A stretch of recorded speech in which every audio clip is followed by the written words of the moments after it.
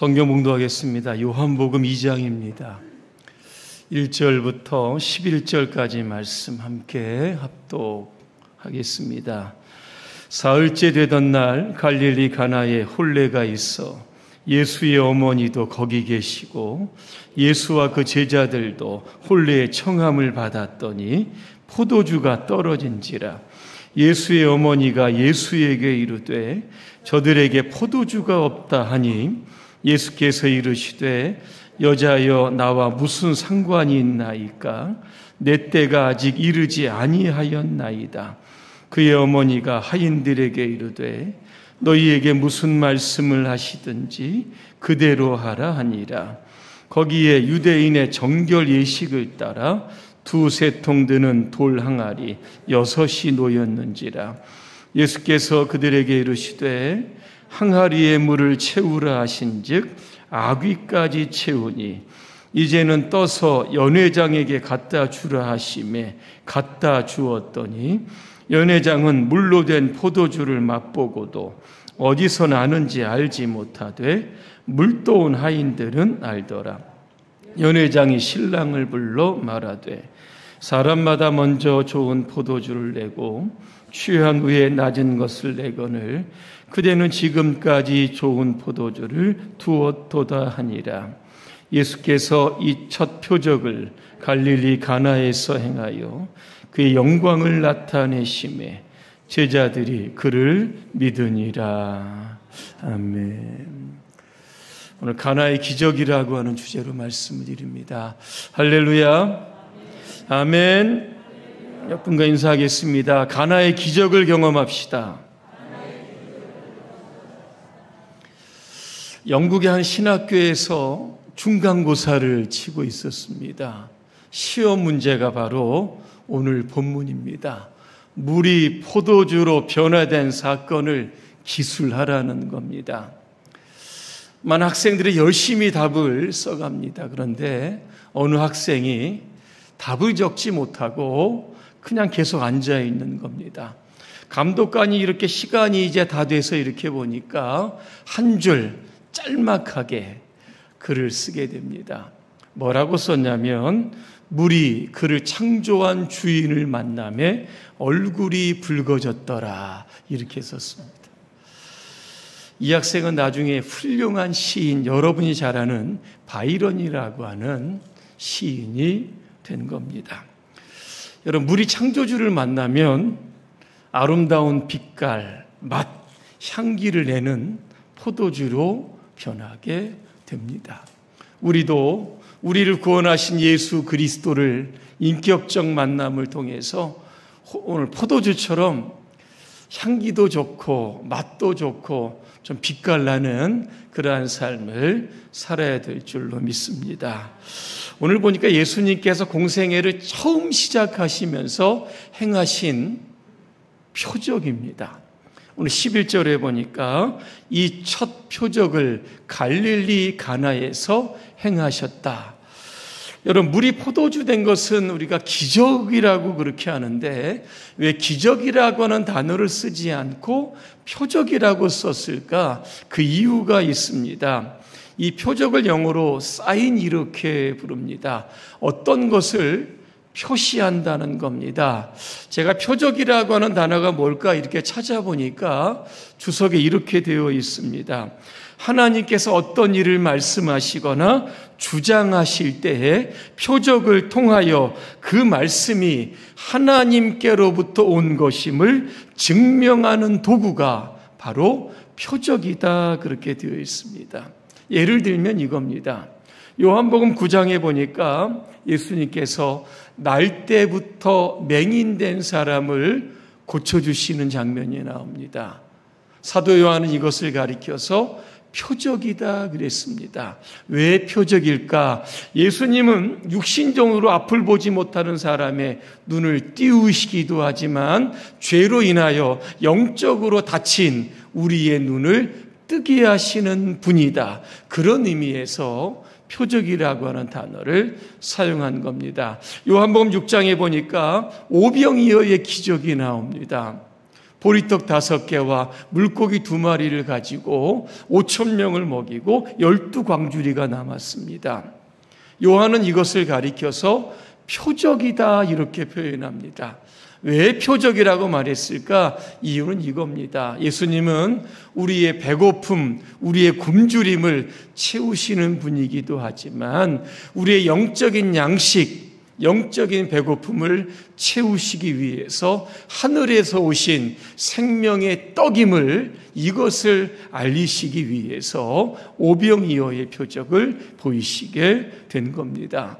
오늘 물이 포도주 되는 표적도 분명하게 이유가 있을 겁니다. 오늘 본문에 보니까 이유가 나옵니다. 11절에 보니까 제자들이 예수님을 믿으니라 그렇게 말합니다. 다시 말하면 이 표적이 있기 전에 제자들이 예수님을 따라다녔지만 예수님의 어떤 이분이 그리스도이신가 메시아이신가 확신이 없었던 겁니다. 그런데 이 표적을 통해서 제자들이 예수님을 믿게 되었다는 겁니다. 여러분, 이 물이 포도주로 변한 사건을 구약으로 이렇게 올라가면 모세의 시대에 딱 연관되는 말씀이 있게 됩니다. 이스라엘 백성들이 430년 애굽에서 노예 생활을 합니다. 하나님이 모세에게 호렙산에서 부르십니다. 출애굽을 시켜라 그랬더니 모세가 못한다는 겁니다. 이유를 물어봤더니 애굽의 바로가 하나님께서 나를 바로에게 보냈다고 하면 바로가 믿지 않을 거다 그렇게 말씀합니다. 그때 하나님께서 모세에게 바로 앞에서 3가지의 표적을 보이라 그랬습니다. 하나는 지팡이를 가지고 뱀을 만들어라. 또 하나는 내 손을 품에 넣었다가 빼면 나병이 걸릴 것이고 다시 품에 넣었다 빼면 본래대로 돌아갈 것이다. 이것도 믿지 않으면 3번째 표적을 보이라고 했습니다. 나일강 문을 떠다가 땅에 부으라는 겁니다. 그러면 그 물이 피가 되리라 그랬습니다. 바로가 표적을 보였지만 애굽왕 바로는 믿지 않는 겁니다. 그때 여러분 하나님께서 모세에게 이렇게 말씀합니다. 출애굽기 7장 19절입니다. 너는 아론에게 그의 지팡이를 잡고 그것을 이집트의 모든 강과 은하와 연못과 호수 위에 펴라고 말하라. 그러면 모든 물이 피가 되어 이집트 곳곳에 피가 있을 것이며 심지어 나무 그릇과 그 다음에 이렇게 되어 있습니다. 돌 항아리에도 피가 있을 것이다 그랬습니다. 돌 항아리가 나옵니다. 오늘 본문에도 돌 항아리가 나옵니다. 그 안에 있던 물이 피로 변했던 겁니다. 왜 하나님은 물을 피로 바꾸셨을까? 이유는 이겁니다. 출애굽을 명령하신 하나님, 그분의 지시를 따라라. 이것을 보여주시기 위해서 이런 표적을 보여주셨던 겁니다. 여러분, 돌 항아리에 있는 물이 포도주로 변한 사건을 이렇게 보면서 당시 모세에 있었던 사건을 연상시켰을 겁니다. 그러면서 예수님이야말로 하늘에서 오신 하나님의 아들, 우리 주 예수 그리스도라고 하는 사실을 비로소 믿기를 시작을 했던 겁니다. 여러분, 갈릴리 가나에 혼례식이 있었습니다. 이 가나라고 하는 지명을 보니까 나사렛에서 북동쪽으로 한 6km 정도 올라가면 고지에 있는 마을입니다. 여기에 누구의 결혼식이 있었습니까? 성경에는 나오지 않지만 전승에 의하면 요한의 결혼식이 있었다 그렇게 말합니다. 요한의 아버지는 누굽니까? 세베대입니다. 요한의 어머니는 살로메입니다. 그런데 살로메가 예수님의 어머니 마리아와 자매지간인 겁니다. 그러니까 지금 예수님과 예수님의 어머니는 누구의 잔치에 지금 초대된 겁니까? 이 조카의 결혼식에 지금 초대되어 있다는 겁니다. 여러분, 유대인의 혼례식에는 포도주가 빠질 수 없습니다. 왜? 잔치에 흥을 돋는 것이기 때문에 그렇습니다. 우리나라에도 전통 예식에 가보면 술이나 막걸리 절대 빠지지 않습니다. 얼마 전에 모 장로님 결혼식에 가니까 소주도 있고 맥주도 있고 열심히 부어라 마셔라, 많은 분들이 그렇게 하는 것을 보았던 겁니다. 뭐 술이 있어야 잔치에 좀 분위기가 있지 않겠습니다. 근데 문제는 포도주가 떨어진 겁니다. 왜 포도주가 떨어졌을까? 학자들은 이렇게 이야기합니다. 당시 결혼식의 피로연은 짧으면 일주일, 길으면 2주일 정도 했다고 합니다. 그러니까 피로연이 길다 보니까 준비했던 포도주가 다 떨어진 겁니다. 그리고 아마 하객들도 많았을 것 같습니다. 그때 예수님은 물로 포도주를 만드신 겁니다. 여러분, 물이 포도주가 되었다. 이게 오늘 저와 여러분에게 주는 교훈은 무엇입니까? 바로 변화라고 하는 겁니다. 사람들은 변하지 않는다고 합니다. 맞습니까? 맞습니까? 대답을 안 하시는 거 보니까 맞는 것 같습니다. 심리학자들은 아이들이 5세 이전에 지능과 성격이 완성된다고 합니다. 그러니까 사람들은 벌써 어렸을 때 성격이 완성되다 보니까 성인이 되어서도 변하지 않는다는 겁니다. 그런데 우리는 변화될 수 있습니다. 왜? 예수님을 믿기 때문입니다. 예수님은 물을 포도주로 변화시켰기 때문에 그렇습니다. 여러분, 바울이라고 하는 인물을 아실 겁니다. 회심하기 전에는 유대교 신봉자입니다.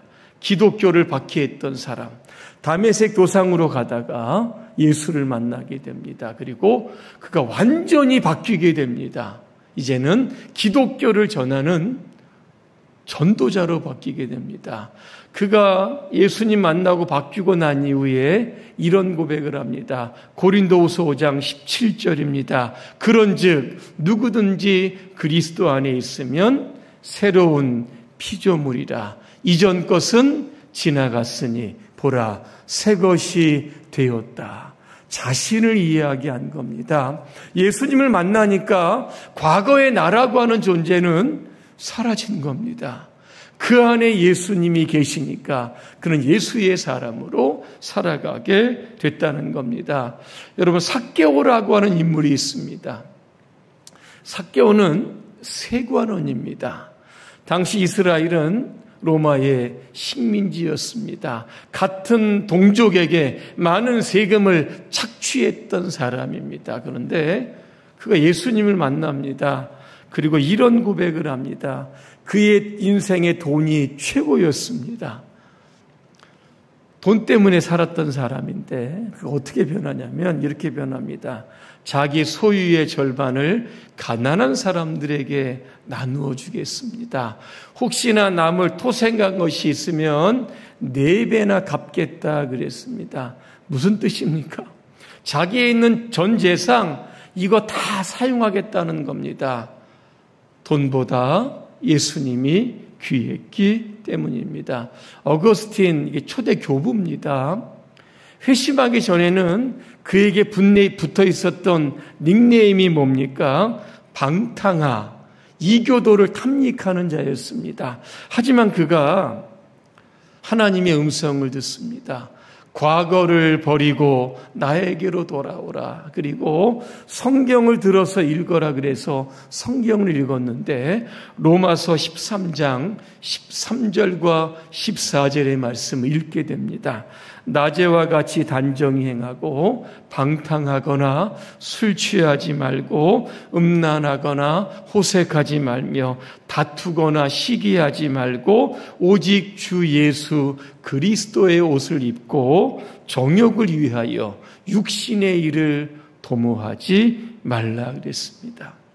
어느 날 밤에 예수님이 어거스틴에게 나타나서 이렇게 물어보십니다. 너는 나에게 무엇을 원하느냐 그랬더니 어거스틴이 아주 유명한 말을 합니다. 아무것도 원하지 않습니다. 다만 주님을 원합니다. 이렇게 고백을 합니다. 웩 선교회를 창시했던 분이 있습니다. 찰스 스투드라고 하는 선교사인데 우리 교회 한동호 선교사님이 이 웩 선교회에서 파송을 받아서 요르단에 여러분이 있습니다.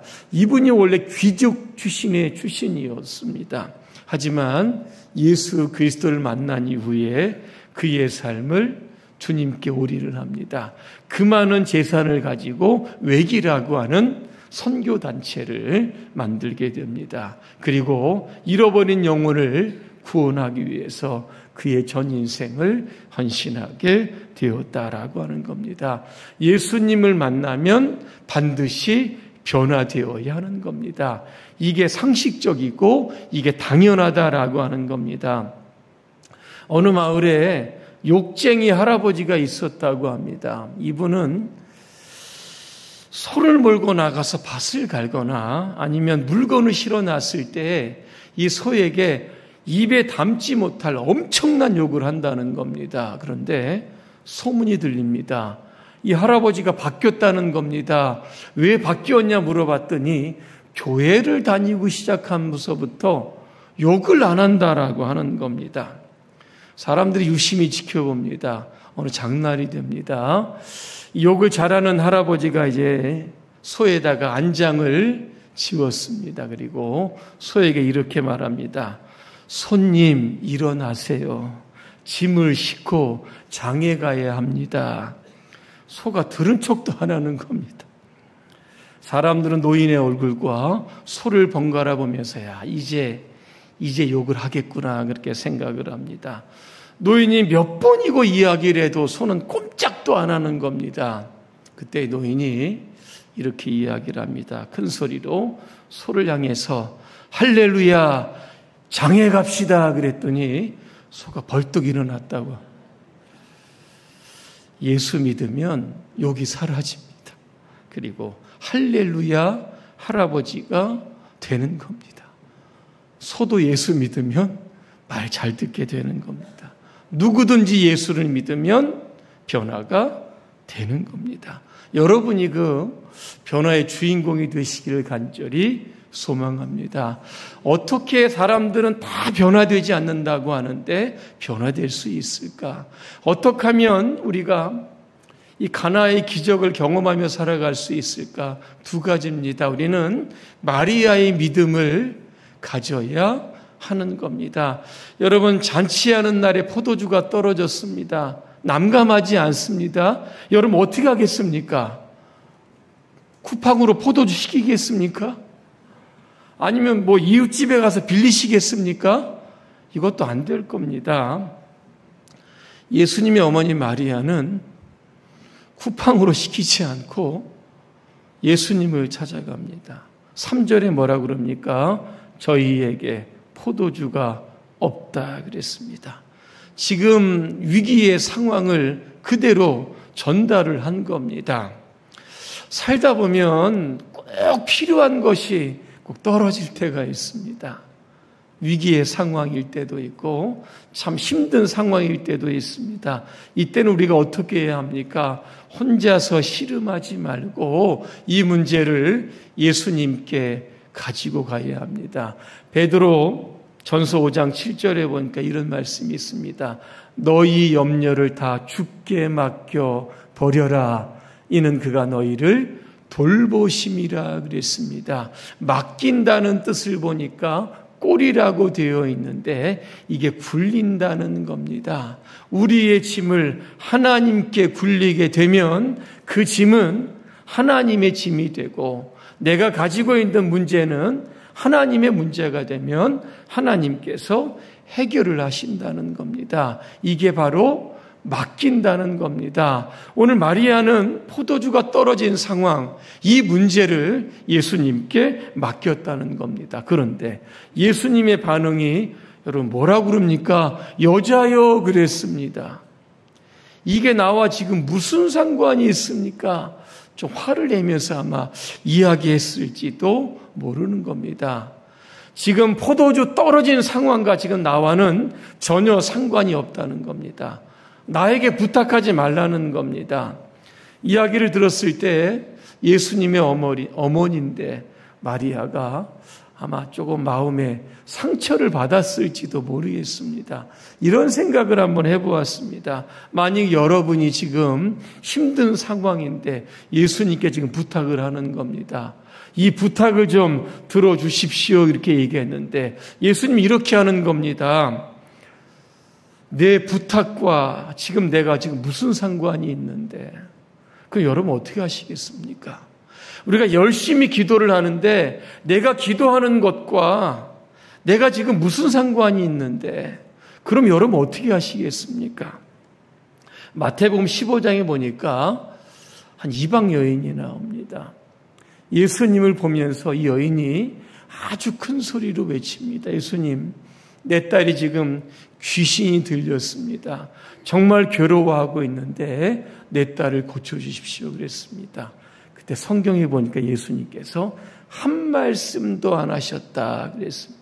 얼마나 이 여인이 낙심이 되겠습니까? 그런데 이 여인은 또다시 예수님을 향해서 이렇게 외칩니다. 이제는 무릎을 꿇고 와서 예수님께 간구합니다. 예수님, 나를 좀 도와주십시오.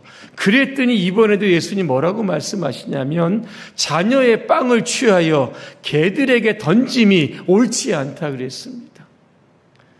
참 자존심도 상할 만한데 이 여인이 또다시 예수님께 나아가서 이렇게 이야기합니다. 개들도 주인의 상에서 떨어지는 부스러기를 먹지 않습니까? 제발 좀 나를 조금 도와주십시오. 몇 번 거절당하는 겁니까? 3번 정도 거절을 당했는데 이 여인은 끝까지 예수님을 물고 늘어지는 겁니다. 예수님이 여인에게 이렇게 이야기합니다. 내 믿음이 크도다. 내 소원대로 되리라. 그 즉시로 그 여인의 귀신 들린 딸이 나았다 그랬습니다. 여러분, 왜 예수님 참 이 여인을 모독하고 있습니까? 비인격적으로 대우하고 왜 개라고 욕을 하고 있습니까? 의도가 있는 겁니다. 여인의 믿음을 지금 테스트하는 겁니다. 나는 너를 거절하고 있지만 너는 나를 지금 어떻게 하고 있는지를 지금 보고 계시는 겁니다. 포기하지 않고 낙심하지 않고 끝까지 예수님께 나가니까 결국 그의 딸이 회복이 되었던 겁니다. 여러분, 예수님의 반응이 어떠하든지 간에 오늘 마리아는 이제 하인들에게 말합니다. 예수님께서 무슨 말씀을 하시든지 그대로 하라 그랬습니다.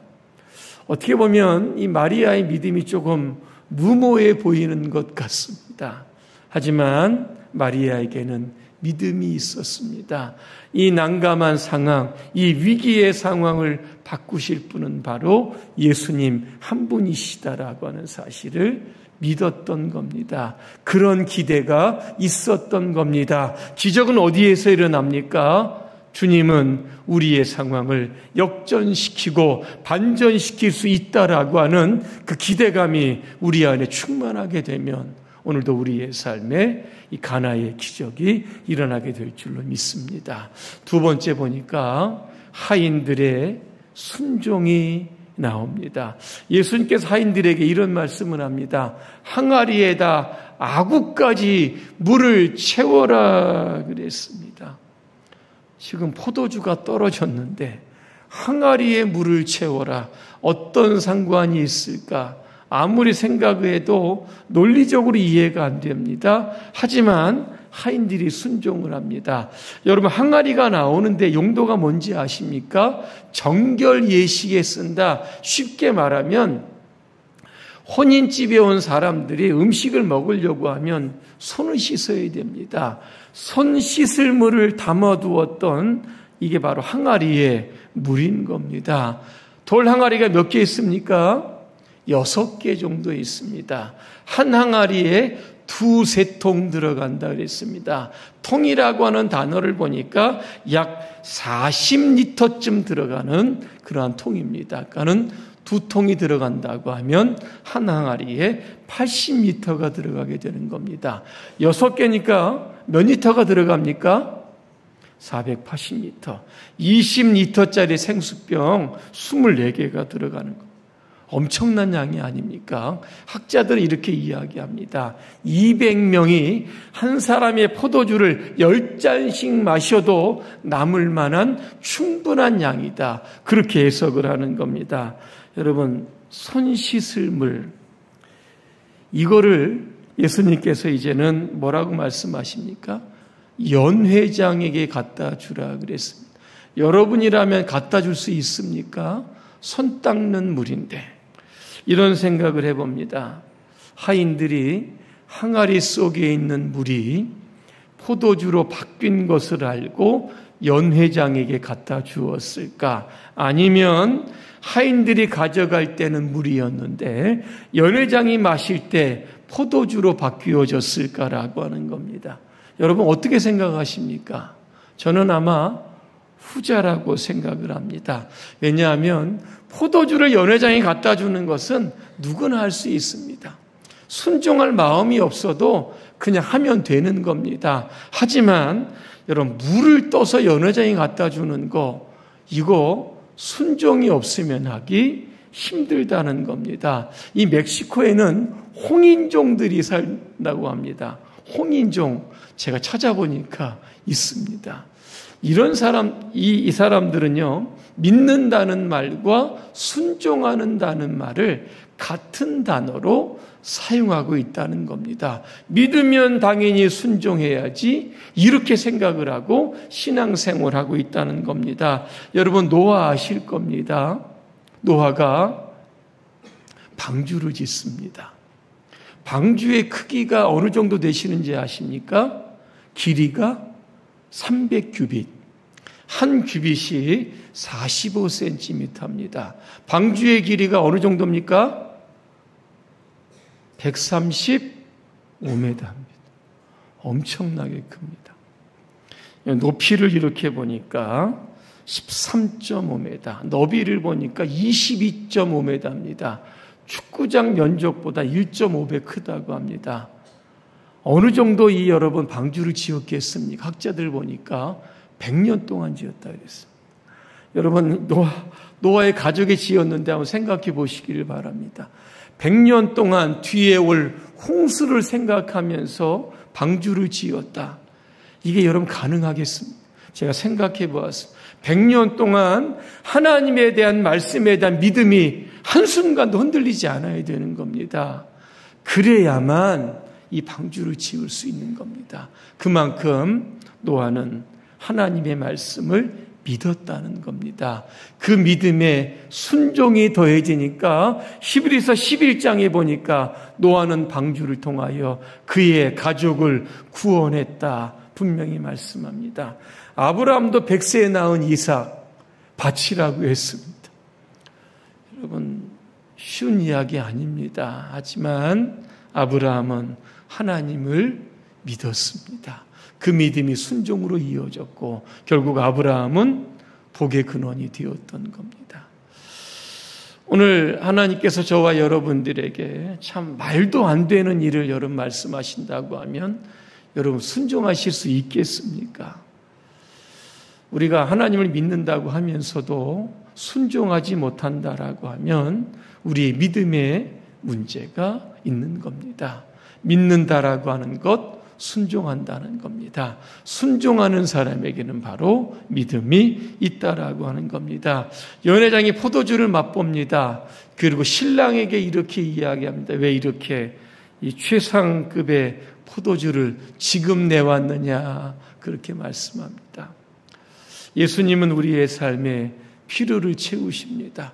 부족한 것을 채우시는데 그냥 간당간당하게 채우시는 것이 아니라 넘치도록 채우십니다. 채우시는데 그것도 가장 좋은 것으로 최상급으로 채워주시게 되는 겁니다. 오늘 저와 여러분의 삶에 가나의 기적을 경험하기 위해서는 마리아의 믿음과 하인들의 순종이 있어야 하는 겁니다. 이 두 가지를 여러분 꼭 겸비하시기를 바랍니다. 그래서 여러분의 삶이 날마다 물이 포도주가 되는 그런 축복의 기적들로 가득 채워지기를 주님의 이름으로 축원합니다. 기도하겠습니다. 은혜로우신 하나님, 예수님께서 물로 포도주를 만드셨습니다. 하나님, 우리를 바꾸어 주시옵소서. 우리를 기적의 재료로 사용하여 주시옵소서. 하나님의 위대한 일을 나타나는 표적의 증거로 우리 모두가 쓰임받게 하여 주옵소서. 예수님의 이름으로 기도합니다. 아멘.